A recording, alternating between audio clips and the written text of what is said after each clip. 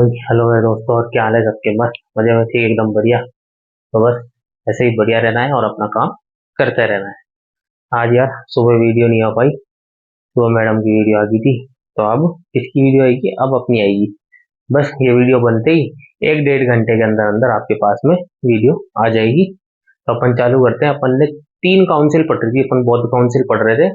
बौद्ध संगीतियां जो है ये पढ़ रहे थे। इसमें अपन ने पहली काउंसिल पढ़ ली थी जिसमें सुत पिटक और विनय पिटक कंपोज हुए थे। दूसरी काउंसिल में संघ जो है 2 भाग में डिवाइड हो गए थे, स्थविर और महासंघी का। और तीसरी जो काउंसिल थी उसमें अभिधम पिटक कंपोज हुई थी, जिसमें पिटक का मतलब पिटारा होता है, जिनको कंबाइंडली जोड़े तो एक त्रिपिटक माने जाते हैं। तीसरी काउंसिल में ये बताया त्रिपिटक है। कौन से? सुत पिटक, विनय पिटक और अभिधम पिटक। आज अपन पढ़ेंगे फोर्थ काउंसिल के बारे में। फोर्थ काउंसिल में संघ जो था उनके बीच में आपस में लड़ाई झगड़े होने लग गए थे, इसलिए फोर्थ काउंसिल में संघ जो है वापस से डिवाइड हो गया 2 भाग में। कौन कौन से भाग थे? हीनयान और महायान। जिसमें अपन ने ये देखा कि हीनयान और महायान 2 भागों में संघ जो डिवाइड हो गया। अब जो हीनयान जो थे वो तो ऑर्थोडॉक्स थे, रूढ़िवादी। और जो महायान थे वो रिफॉर्मिस्ट थे, सुधारवादी जिनको बोलते हैं। तो ये कौन कौन थे? हीनयान वाले तो ऑर्थोडॉक्स थे और महायान वाले कौन थे? सुधारवादी थे, मतलब रिफॉर्मिस्ट थे। हीनयान वाले जो थे वो भगवान गौतम बुद्ध को जो है एक महापुरुष मानते थे, ग्रेट सोल मानते थे। लेकिन महायान वालों ने ये बोला कि भाई इसको, यहाँ के जो लोग बाग हैं इनको एक भगवान की जरूरत है, इसलिए गौतम बुद्ध ही हमारे लिए तो भगवान है। इसलिए वो गौतम बुद्ध को क्या मानते थे? भगवान मानते थे, गॉड मानते थे। किनको मानते थे? गौतम बुद्ध को जो है गॉड मानते थे। कौन? अपने महायान। हीनयान जो है अपने देवी देवताओं में विश्वास नहीं रखते थे, बिलीव ही नहीं करते थे डीटीज के अंदर, और ना ही आइडल वॉरशिप पे बिलीव करते थे, मूर्ति पूजा पे बिलीव नहीं करते थे। उनका कोई भी ऐसा काम नहीं था जिसमें ये जो है मूर्ति पूजा करें। इनका कोई मतलब नहीं था मूर्ति पूजा करने से, कि हम मूर्ति पूजा नहीं करेंगे, हम ना ही मूर्ति पूजा को मानते। लेकिन महायान वाले जो थे, जब इन्होंने भगवान बुद्ध को ही भगवान मान लिया तो ये भगवान की पूजा भी करेंगे, इनकी मूर्ति भी स्थापित करेंगे। तो ये आइडल वॉरशिप भी करते थे और ये भगवान आइडल्स में भी बिलीव करते थे, डीटीज में भी बिलीव करते थे। इनकी सबसे प्रमुख जो देवी थी वो ज्ञान की देवी थी, जिनका नाम था तारा। कौन थी इनकी प्रमुख देवी? ज्ञान की देवी थी जिनका नाम था तारा। ये लैंग्वेज जो थी इनकी, इनकी हीनियान वालों की जो लैंग्वेज थी वो लैंग्वेज थी पाली। अब पाली लैंग्वेज सबसे पहले गौतम बुद्ध ने उपदेश दिए थे पाली लैंग्वेज में। पाली लैंग्वेज में किसने दिए थे? सबसे पहले गौतम बुद्ध ने जो उपदेश दिए थे वो किसमें दिए थे? पाली लैंग्वेज में दिए थे। लेकिन टाइम के अनुसार पाली लैंग्वेज बोली भी नहीं जाती है, और ना ही किसी को पता है कि पाली लैंग्वेज होती क्या है। इसीलिए महायान वालों ने टाइम के अनुसार अपनी लैंग्वेज चेंज करके इन्होंने लैंग्वेज कर ली अपनी संस्कृत। इन्होंने हीनयान से बोली कि भाई आप तुम भी तो लैंग्वेज चेंज कर लो टाइम के अनुसार। मान लो कि संस्कृत भी कभी पुरानी हो गई तो हमें दूसरों को उपदेश देने के लिए, दूसरों को बताने के लिए कि भाई ऐसा करा है गौतम बुद्ध ने, तो हम क्या संस्कृत में ही बोलेंगे? उनको समझ में ही नहीं आएगी। इसीलिए टाइम के अनुसार अपनी लैंग्वेज को चेंज करो। लेकिन हीनयान वालों ने जो थे, हीनयान वाले, इन्होंने बोलते कि नहीं, हमारी लैंग्वेज पाली है। भगवान बुद्ध जो थे, गौतम बुद्ध जो कि हमारे लिए महापुरुष है, उन्होंने सबसे पहले उपदेश पाली लैंग्वेज में ही दिए थे, इसलिए हमारी जो प्रमुख लैंग्वेज है वो भी पाली ही रहेगी, चाहे कितनी ही लैंग्वेज आए जाए, हमें कोई मतलब नहीं उससे। हीनयान वाले जो थे ये इंडिविजुअलिस्ट थे, मतलब कि खुद निर्वाण प्राप्त करो और निकलो, आओ निर्वाण प्राप्त करो और निकलो। लेकिन महायान वाले जो थे ये ह्यूमनिस्ट थे, मतलब आपने तो निर्वाण प्राप्त कर लिया, अब आप दूसरों को ये सिखाओ कि दूसरे कैसे निर्वाण प्राप्त करें। इसीलिए इन्होंने टाइम के अनुसार अपनी लैंग्वेज चेंज करी, क्योंकि जब ये दूसरों को बताएंगे कि आप कैसे निर्वाण प्राप्त करोगे, इसके लिए इनको लैंग्वेज, उसी लैंग्वेज में बात करनी पड़ेगी। इसीलिए महायान वालों ने अपनी लैंग्वेज को चेंज करके संस्कृत करा था। ऐसी कई सारी जगह हैं जहाँ पे हीनयान जो है अभी चल रहा है। हीनयान माना जाता है, हीनयान जो धन जो संघ 2 भागों में डिवाइड होता है उसमें हीनयान जो कहाँ कहाँ पे है अभी हीनयान, वो है श्रीलंका, कंबोडिया, वियतनाम और थाईलैंड में। इन हीनयान वालों में जो निर्वाण को प्राप्त कर लेता था उनको अरहत बोलते थे। क्योंकि वो जो है इनकी मेन पोस्ट थी परम पद उन्हें बोलते हैं, जो कि जिन्होंने निर्वाण प्राप्त कर लिया वो क्या थी, अरहत थी। और अपने जो महायान वालों जो थे, इनों में से अगर कोई निर्वाण प्राप्त कर लेता है, इनमें से अगर कोई क्या कर लेता है, निर्वाण प्राप्त कर लेता है, तो इनकी जो मेन पोस्ट थी परम पद जो था वो बोधिसत्व, बोधिसत्व थी। क्या थी, बोधिसत्व। अब हीनयान वालों का मेन कंट्रीज कौन कौन सी थी, वियतनाम, कंबोडिया, श्रीलंका, थाईलैंड, ये इनकी मेन कंट्रीज थी। और महायान वालों की जो मेन कंट्रीज थी, कोरिया, चाइना, जापान, बर्मा, ये इनकी मेन कंट्रीज थी। तो क्या था, हीनयान और महायान के बीच में क्या हुआ था, क्या चल रहा था, ये आपको समझ में आया होगा। हीनयान जो थे वो तो ऑर्थोडॉक्स थे, महायान जो थे वो रिफॉर्मिस्ट थे। इन्होंने लॉर्ड बुद्धा को कंसीडर करा था ग्रेट सोल, मतलब एक महापुरुष के उसमें कंसीडर करा था, किन्होंने, हीनयान ने। महायान ने लॉर्ड बुद्धा को एज अ गॉड माना था। ये बिलीव ही नहीं करते थे डीटीज के अंदर और आइडल वर्शिप में, भगवान को मानते नहीं थे और ना ही मूर्ति पूजा करते थे। ये जो बिलीव करते थे डीटीज में और वर्शिप करते थे, इनकी जो मेन डीटी उनका नाम क्या है, ये जो मेन जो ज्ञान की देवी उनका नाम तारा है। लैंग्वेज थी इनकी पाली, इनकी लैंग्वेज थी संस्कृत। ये इंडिविजुअलिस्ट थे हीनयान, और महायान जो ह्यूमनिस्ट थे। हीनयान का परम पद जो मेन पोस्ट थी वो अरहत थी, जिन्होंने निर्वाण प्राप्त कर लिया उनको क्या बोलते थे, अरहत बोलते थे। इनका जो महायान का परम पद था वो क्या था, बोधिसत्व। कौन कौन सी कंट्रीज में फैले थे Hinayana, Sri Lanka, Cambodia, Thailand, Vietnam में। महायान कहाँ कहाँ पे थे, चाइना, बर्मा, कोरिया, जापान, यहाँ पे कौन थे, महायान वाले थे। अब कुछ टाइम और बीता, कुछ समय और बीता, तो हीनयान वाले भी जैसे, एक तरफ तो अपन ने चौथी काउंसिल में ये देख रहे हैं कि भाई हीनयान और महायान दोनों अलग हो गए। अब हीनयान जो थे इनके अंदर भी लड़ाई होने लगी, हीनयान के जो मेंबर थे उनमें भी लड़ाई होगी और महायान के जो मेंबर थे उनमें भी लड़ाई होगी। तो हीनयान के ही दो अलग अलग शाखाएं बन गई और महायान की भी दो अलग अलग शाखाएं बन गई। कौन कौन सी शाखाएं थी अपन देखते हैं। हीनयान की जो शाखाएं बनी थी वो थी, एक तो स्वतंत्रिक जिसके फाउंडर थे कुमार लब्ध, और एक थी वैभाषिक जिसके फाउंडर थे वासुमित्र।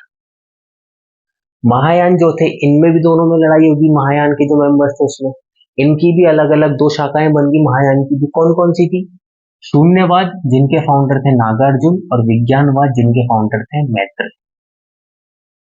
शून्यवाद, नागार्जुन ने जो शून्यवाद दिया था, इन्होंने शून्यवाद का मतलब ही ये है कि इन्होंने जो ब्रह्म जो था, परम तत्व के लिए बोला था कि इसको कोई एक्सप्लेन नहीं कर पाया है, इसलिए जो परम तत्व है उसको जीरो से मेंशन करा था। शून्य है, परम तत्व शून्य है, मतलब इट कांट बी एक्सप्लेन्ड। क्या है, इट कांट बी एक्सप्लेन्ड, इसको एक्सप्लेन नहीं करा जा सकता परम तत्व। तो इसीलिए इनका जो शाखा थी एक, उसका नाम ही पड़ा है शून्यवाद, कि जो परम तत्व है उसको आज दिन तक कोई एक्सप्लेन नहीं कर पाया है, इसलिए शून्य है, इसको एक्सप्लेन नहीं किया जा सकता। क्या बताया है नागार्जुन ने, एक्सप्लेन, इन्होंने एक्सप्लेन तो नहीं करा था परम तत्व को, परम तत्व को आज दिन तक कोई एक्सप्लेन कर नहीं पाया है।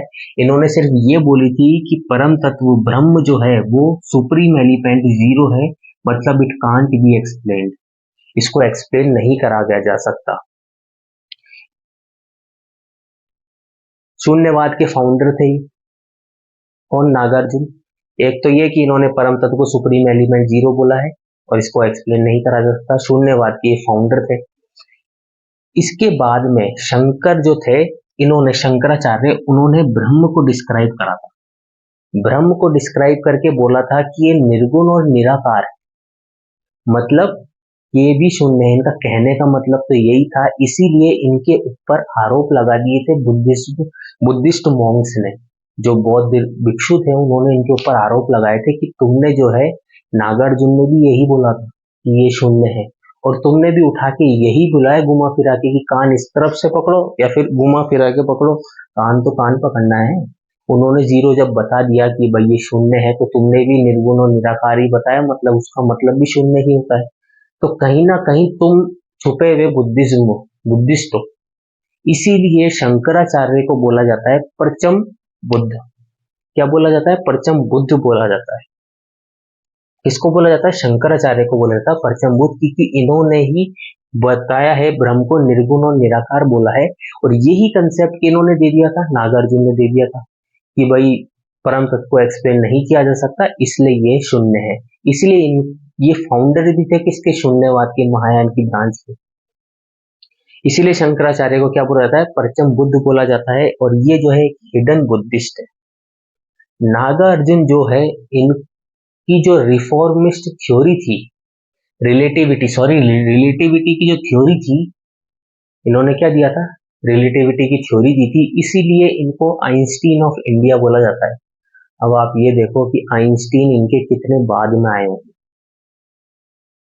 लेकिन यहाँ पे शिक्षा सबसे पहले स्टार्ट जो करी थी, पढ़ाना स्टार्ट करा था अपने अंग्रेजों ने ही, इंडियंस को पढ़ाना स्टार्ट करा था, शिक्षा देनी स्टार्ट करी थी, स्कूल एस्टेब्लिश करे थे, तो किताबें भी इंग्लिश में ही लिखी गई थी। इसीलिए इन्होंने नागार्जुन को अपने ही किसी आदमी से कंपेयर कर दिया, बल्कि नागार्जुन ने बहुत पहले रिलेटिविटी की थ्योरी दी थी और एल्बर्ट आइंस्टीन ने उनके बहुत साल बाद जाके रिलेटिविटी की थ्योरी दी थी। लेकिन फिर भी इन्होंने ये नहीं बोला कि अपने यूरोप के नागार्जुन आइंस्टीन है, इन्होंने इंडिया को ही बोला कि आपके नागार्जुन है, वो आइंस्टीन ऑफ इंडिया है, नाम दे दिया। और आज भी अपने भारत को आजाद हुए इतने साल हो गए, लेकिन आज भी अपन ये चीज पढ़ रहे हैं, तो मतलब आज भी हो ना हो एक तरीके से अपन अंग्रेजों के कब्जे में ही है। अभी भी अपन जो अंग्रेज अपन से बुलवाना चाह रहे हैं, अपन वही बोल रहे हैं बस। तो क्या बोला जाता था, इतनी फालतू की बात है, आइंस्टीन ऑफ इंडिया बोला जाता था किसको, नागार्जुन को। और यही पढ़ना है, एग्जाम में यही आएगा। अगर आपने नहीं लिखा तो नंबर आपके कटेंगे। बाकी ये चीज नहीं होनी चाहिए। इस थ्योरी में, रिलेटिविटी थ्योरी में, इन्होंने क्या बताया था कि आपको एक तो लड़ाई झगड़े नहीं करने, वायलेंस नहीं करना, आपको चोरी नहीं करनी, आपको किसी भी चीज की लत नहीं लगानी। क्या नहीं लगानी, आपको किसी भी चीज की लत नहीं लगानी। आपको अडल्ट्री नहीं करनी, मतलब आपको प्रोस्टिट्यूशन की लाइन में नहीं जाना, अडल्ट्री नहीं करनी। आपको किसी से झूठ या डिसऑनेस्टी, मतलब झूठ या धोखा नहीं देना किसी को। क्या क्या बताया आपको, एक तो वायलेंस नहीं करना, झगड़ा नहीं करना, चोरी नहीं करनी, किसी चीज की लत नहीं लगानी, अडल्ट्री नहीं करनी, और ना ही किसी को झूठ या फिर धोखा देना। ये इंक्रीज करता है, ये जो चीज रिलेटिविटी थ्योरी थी, अपने सोसाइटी में एथिकल वैल्यूज को इंक्रीज करेगा। मतलब एक आदमी को आदमी बनाए रखेगा, एक इंसान को इंसान बनाए रखेगा। वरना इंसान और जानवर में कोई ज्यादा फर्क है नहीं, वो भी सांस लेता है, इंसान भी सांस लेता है। लेकिन जो इंसान को जानवरों से अलग करती है, वो चीज ये है कि बात बात पे गुस्सा मत करो, लड़ाई मत करो। आपके पास में पैसे नहीं है तो इसका मतलब ये नहीं आप चोरी करोगे। आप मेहनत करो, पैसा आएगा, क्यों नहीं आएगा। आपकी मेहनत पे डिपेंड करता है आप कितनी मेहनत करते हो। एडिक्शन नहीं होना, किसी चीज की लत मत लगाओ।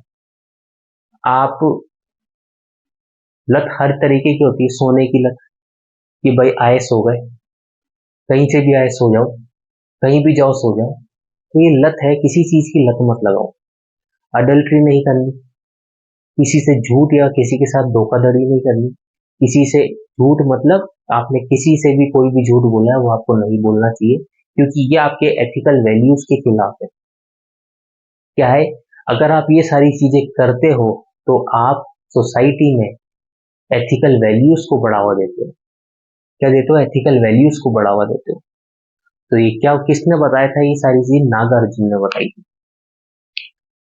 महायान की जो दूसरी वो शाखा थी, विज्ञानवाद, किसने, फाउंडर कौन थे इनके, मैत्रेय फाउंडर थे।